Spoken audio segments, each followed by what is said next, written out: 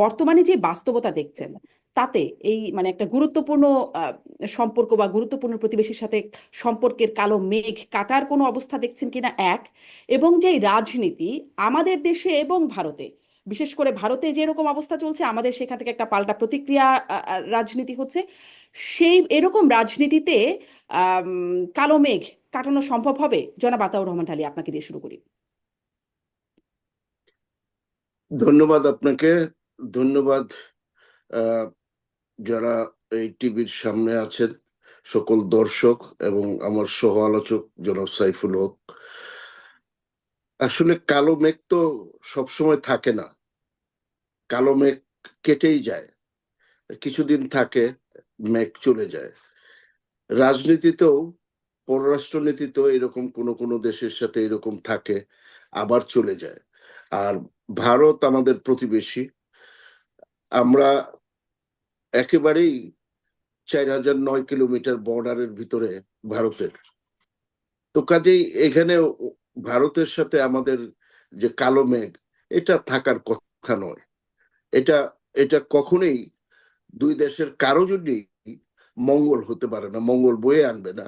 এটা ভারতের মতো একটি গণতান্ত্রিক রাষ্ট্রের যারা রাজনীতি করেন তারা যেরকম বুঝবেন, বাংলাদেশের রাজনীতিবিদরাও সেরকম বুঝবেন। এবং আপনি দেখেছেন যে পররাষ্ট্র সচিবের মানে দের বৈঠকে পররাষ্ট্র সচিব সরাসরি বলেছে যে আমাদের সম্পর্ক সম্পর্ক আমরা উন্নতি করব জনগণের সাথে। এবং অতীত নিয়ে তারা কিন্তু ভাবছে না, তারা বলছে যে বর্তমান সরকারের সাথে আমরা কাজ করব। কাজেই আহ, যে কালো মেঘ বলতে যেটা বোঝায়, যেটা সরকারের পরিবর্তনের পরে যেটা হয়েছে, সেটা ভারত কিন্তু সেই জায়গার থেকে অনেক এগিয়ে এসছে আমার কাছে মনে হচ্ছে। হ্যাঁ, তো এগিয়ে এসে এই আলোচনায় এসছে।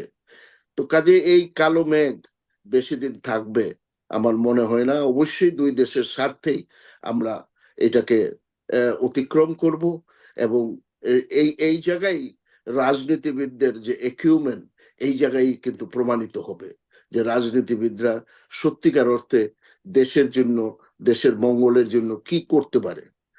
ভারতের সাথে আমাদের অনেক বিষয় নিয়ে আমাদের কিন্তু আলোচনা আছে, অনেক বিষয় নিয়ে আমাদের আহ, আহ, মানে প্রতিবাদ আছে।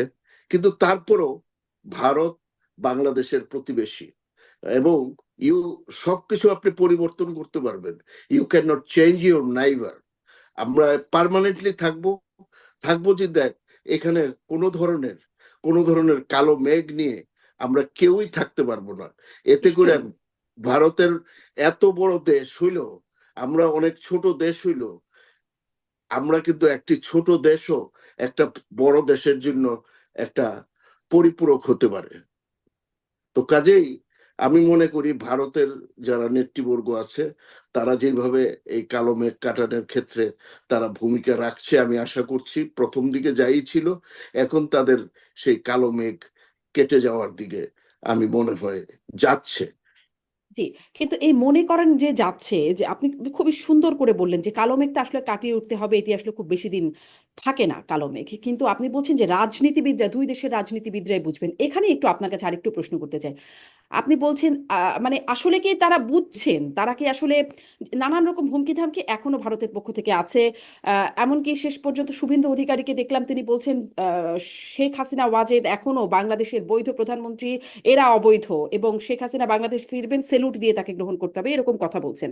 এটা অন্যদিকে যার আমাদের দেশ থেকেও, আমি আরেকটু বলি, আমাদের দেশ থেকেও যে বা আরো যেটি দেখি আরএসএস এর সমর্থনে সেখানে সিভিল সোসাইটি সমাবেশ করছে, বাংলাদেশ বিরোধী নানান রকম বক্তব্য চলছে। এদিকে বাংলাদেশ থেকেও আখাউড়া অভিমুখে যাত্রা হচ্ছে। আপনাদের দলের তিনটি সহযোগী সংগঠন তারা যাচ্ছেন। রুহুল কবির রিজভী সাহেব, তিনি কখনো শাড়ি পরাচ্ছেন, চাদর পরাচ্ছেন, ভারত বয়কটের ডাক দিচ্ছেন। মনে হচ্ছে এমন রাজনীতি করে দুই দেশের থেকে যা দেখছি তাতে কালো মেঘ কাটবে।